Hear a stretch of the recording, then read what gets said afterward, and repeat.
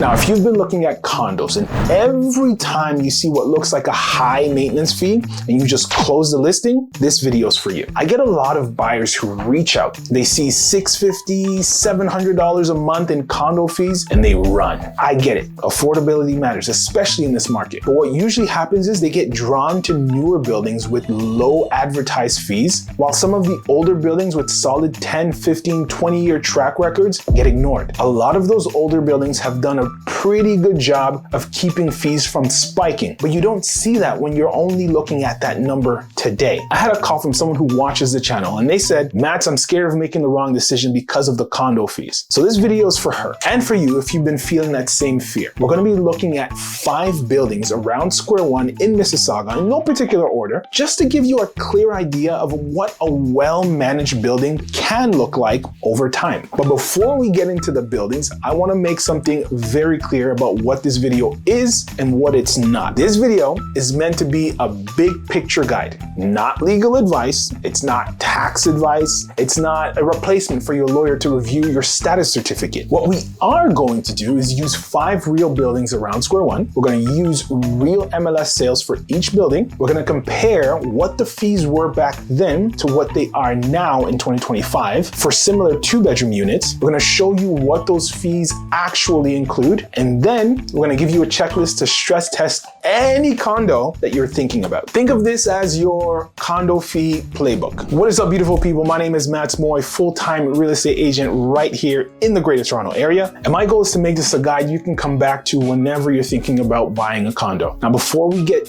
deeper into it, if you're looking at condos right now and you want help applying this to your situation, you can book a free 15-minute discovery call with me using the QR code right here on the screen or the link in the description down below. I've helped many now homeowners, first-time home buyers, sellers, investors get into the real estate market. So be sure to book that free 15-minute discovery call. We'll look at your numbers, your timeline, and a couple of buildings that actually make sense for you. No pressure, just clarity. All right, let's build a foundation and then we'll dive into the 5 buildings. At a simple level, your condo fee has 2 big pieces. First, the operating budget. That's the day-to-day stuff. Cleaning, utilities for the common areas, property management, building insurance, regular maintenance. Second is the reserve fund. That's the building's savings account for big repairs and replacements. You know, the roof, the windows, the elevator, the major mechanical systems. Every year, the condo board looks at what it costs to run the building and what they need to save for the future, and they set the fees. Older buildings have actual history. They've seen what it really costs over 10 to 20 years. Newer buildings, especially brand new ones, are working off estimates. Sometimes those estimates are fine. Sometimes they're a bit optimistic. That's why you'll often see older buildings with higher looking fees, but a steady, predictable history, and newer buildings with low teaser fees that may have to adjust once the real numbers come in. Now, let's talk about that new build piece really quickly. With pre-construction or very new condos, developers set an initial budget. Fees are based on estimated costs. Once the building is occupied, they've had a year or 2 of real expenses, and they've done a proper reserve fund study, the board may have to adjust those fees to reflect reality. That doesn't mean every new building is bad. It just means those first year fees are a starting point, not a guarantee. Older buildings look more expensive today, but often have a consistent track record, and the fees you see now are based on actual history. So if you put a 20-year-old building at $650 a month, including a bunch of utilities, next to a brand new building at $450 a month with almost nothing included, the cheaper one isn't automatically the safer choice. Right now, we're in a buyer's market. You want to stress test both. What does this fee get me today, and what happens if it has to move up? Before we get into specific buildings, let me set a rough range. Right now, for a 2-bedroom condo around 800 to 900 square feet near Square One, most reasonably well-managed buildings will land somewhere roughly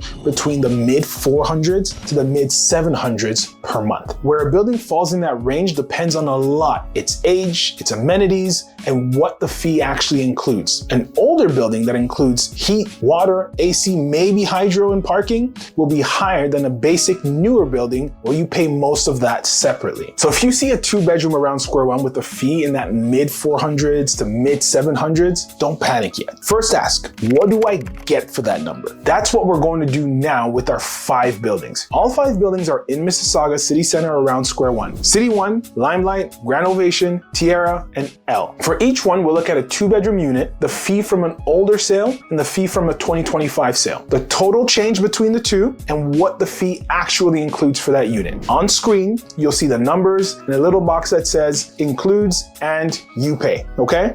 So use this as a demo of what a well-managed building can look like. Let's start with City One. City One is a pair of towers just off of here, Ontario, walking distance to Square One with a good mix of amenities. We're looking at a 2-bedroom unit around 885 square feet. Back in 2011, the maintenance fee for this type of unit was about $482 per month. In 2025, a similar 2-bedroom unit in that same building is paying about $638 per month. So over roughly 14 years, the fee increased by about $156. That works out to roughly 2 to 3% per year on average. Nothing stays flat for 14 years, especially not utilities and building costs. So seeing a gradual move like that is pretty reasonable. Now, what does that fee actually include for this unit in City One? For the 2025 sale, the fee includes heat, water, central air conditioning, building insurance, common elements, and parking for this unit. You still pay separately for hydro, internet, and cable. So when you see $638 on the listing,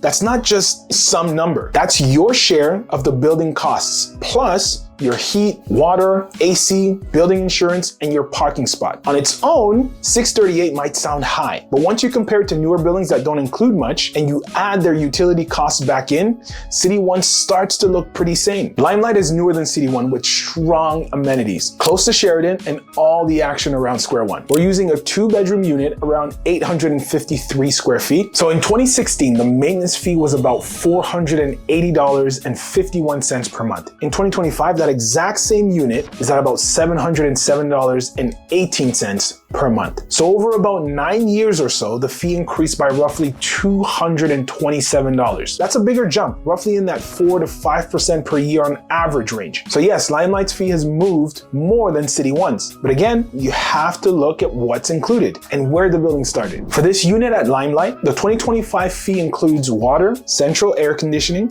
building insurance, common elements, and parking. You pay separately for hydro, internet, and cable. So that $707 isn't just for the lobby and the gym. It covers the core building's costs, plus water, AC, insurance, common elements, and your parking spot. If you compare that to a newer building that advertises its low fees but doesn't include water or AC, or has, a very basic amenities, once you add in their hydro and other costs, your total monthly spend could be somewhat similar. Next up, Grand Ovation. Grand Ovation is right across from Celebration Square with a full amenity package. We're looking at a 2-bedroom unit around 859 square feet. In 2013, the maintenance fee was around $436.11 per month. In 2025, that same unit is at about $586 per month. Over 12 years, the fee has increased by roughly $150. Again, that's in that 2 to 3% per year on average range. For this unit at Grand Ovation, the 2025 fee includes heat, hydro, central air conditioning, building insurance, common elements, and parking for this unit. You pay separately for hydro, internet, and cable. Some listings in the building will even say you pay hydro only. The idea is the same. Your maintenance fee covers almost everything building related. So for a well-located building across from Celebration Square, nearly 900 square feet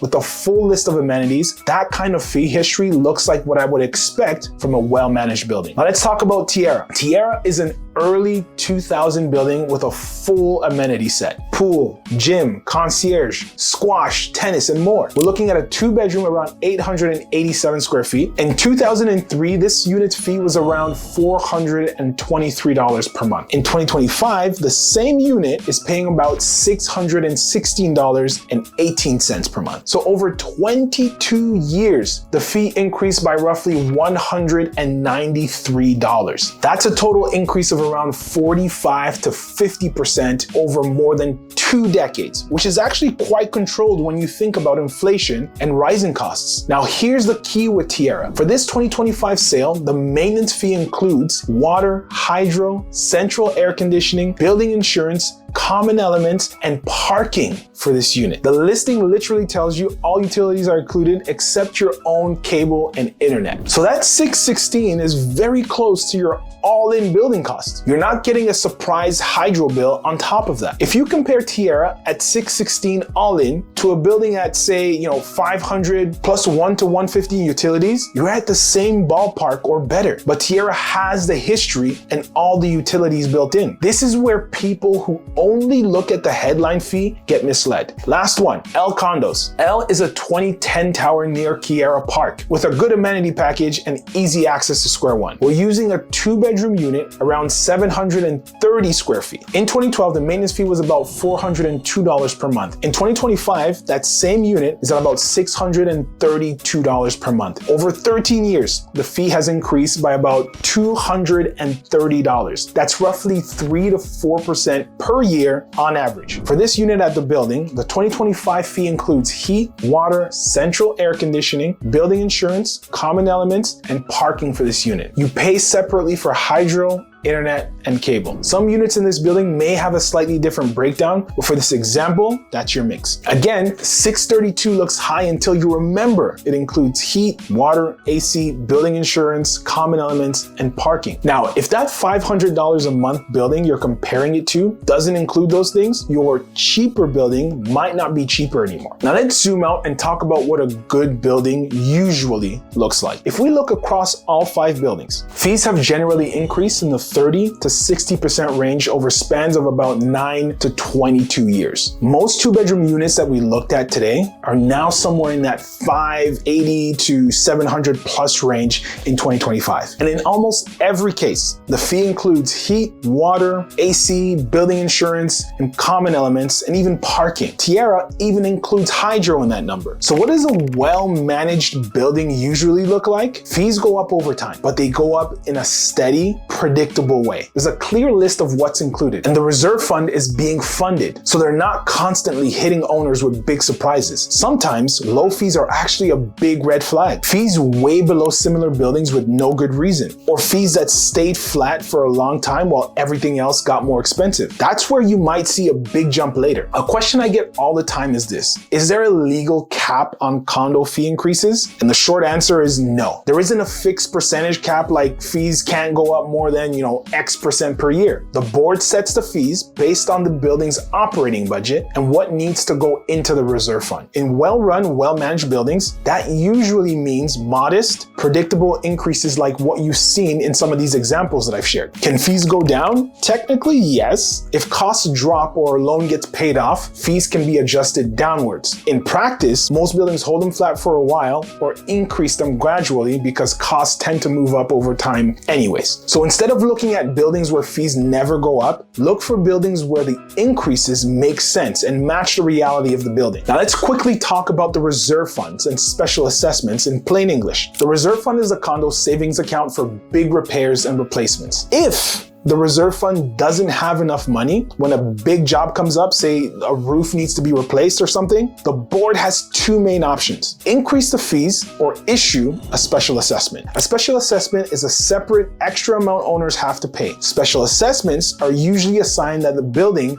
didn't save enough money over time or something unexpected happened. This is where older buildings with artificially low fees can come back to bite you. When you or your lawyer review the status certificate, you want to know the following. Is the reserve fund reasonable for a building this age? Are there big projects planned over the next 5 to 10 years? Has the building been increasing fees gradually, or are they always scrambling to catch up? You don't need to become a reserve fund expert. Just make sure someone on your team is looking at it and asking those basic questions. If you're looking at pre-construction or a building that's only a year or 2 old, here's how I think about it. Those initial fees on the brochure or in the first year budget are estimates. Once the building is fully occupied, they've had a year or 2 of real expenses, and they've done a proper reserve fund study, the board may have to adjust those fees to reflect reality. So for very new buildings, treat the current fees as a starting point. Stress test what it would look like if the fees went up 10 to 20% in the first few years, and compare that to older buildings with longer track records. New doesn't mean bad. Older doesn't mean good. It just means you're dealing with a different level of certainty. Quick note, if you're thinking acting as an investor versus living there yourself. If you're an investor, you care about your net cash flow, not just the maintenance fee number. A unit with a $650 all-in fee that rents for more in a stable building can be better than a $450 fee in a building that's always catching up. If you're living there, you care a lot about predictability, right? And how the building matches how you live. If you work from home and you run, let's say, AC all day and you hate surprises, an all-in building like Tiara might fit you better than a bare bones tower. So always look at the total monthly carrying costs plus how the building's fee history lines up with your tolerance for change. Let me give you a quick red flag versus green flag list that you can screenshot. Green flags. Fees have gone up gradually over 10 to 20 years. The reserve fund is being updated regularly. There's a clear list of what's included in the fee. No pattern of constant emergency fee hikes. The status certificate doesn't scream underfunded. Now for your red flags, fees are way lower than similar buildings with no good reason. The building is older, but fees haven't moved much in a long time. Frequent special assessments. Notes in the status certificate about big upcoming work with limited savings. You ask why the fees are so low, and no one can give you a straight answer. If you see a couple of green flags and none of the red ones, you're usually in decent shape. Here's how I'd stress test any condo you're serious about in today's buyer's market. For any listing you like, do this. First, look up the fee history. Ask your agent to pull older MLS sales for that same unit stack or a similar layout. Compare the fee 8 to 20 years ago to the fee today. Second, check what's included. Read the line in the MLS that says maintenance fees include. Look for heat, hydro, water, AC, parking, building insurance, common elements. Third, normalize the monthly costs. Take the fee, add an estimate for hydro if it's not included, add internet. Then compare that total across buildings, not just the fee. Fourth, think about increases. Take the current fee and ask if this went up 3 to 4% per year over the next 5 years. Can I handle that? Fifth, review the status certificate. Have your lawyer look at the reserve fund, upcoming work, and any notes about financial health. Sixth, match the building to your lifestyle. If you're home a lot, you run AC all summer, and you want a predictable cost, utilities included might be a better option for you. If you never use the pool or the theater room, you might not need a big amenity-heavy building. If you do those 6 things, you'll be way ahead of most buyers who just ask, is $700 too much? All 5 of the buildings we walked through today are in Mississauga City Center around Square One. They're not perfect, but they give you a real-world picture of what condo fees look like in older versus newer towers, how they've moved over a decade or two, what's typically included in that number, and what normal fee growth looks like. Use this video as a guide, check the history, check what's included, compare total monthly costs, not just the maintenance line, and pay attention to red flags versus green flags. If you want help going through this with actual listings and your numbers, you can book that free 15-minute discovery call with me using the link down below or the QR code right here on the screen. And I want to hear from you. Comment down below. Tell me which other areas you want me to do this for. Do you want to see something like the downtown Toronto version or other Mississauga pockets or other parts of the GTA? And if you want to keep going on this topic, watch this video next right here. I'll see you there.